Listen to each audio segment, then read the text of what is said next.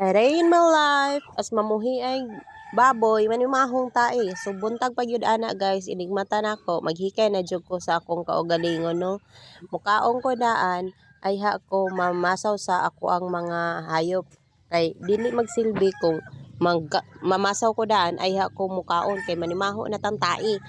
So kanin ay kada buntag jud nako na rutina nako na mukaon kong sliced bread og inom-inom og kape.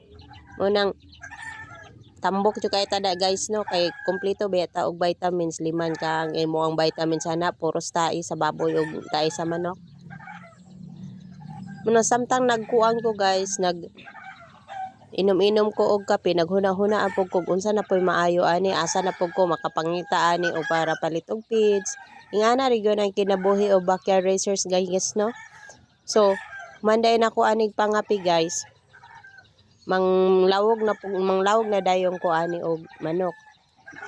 Karon guys kay hinay-hinay na pug kadaghan akong manok kay ako man tatong gipang ihaw na kay mamali na lagi unta min sa laing lugar sa sangkol. Unya kay gipang ihaw na ako manang karon ni daghan-daghan na pud siya. Humana ni guys, mao ni ang ako ang baboy na pong limpyuhanan. Kung gahi gani mo og kung luya mo og kuan arti-arti mo load-on dayon mo anang baboy, di gyud mo load-on mo anang hugaw sa baboy, di gyud mo magsilbi magmuhi mo og baboy guys. Kay kinahanglan jud ini og mag-backyard racer ka. Simuton jud nimo nang angay himuton. Mo na siya vitamins na ako guys. Unang tambo kayo ko kay klaro kayong vitamins. Okay, buyers.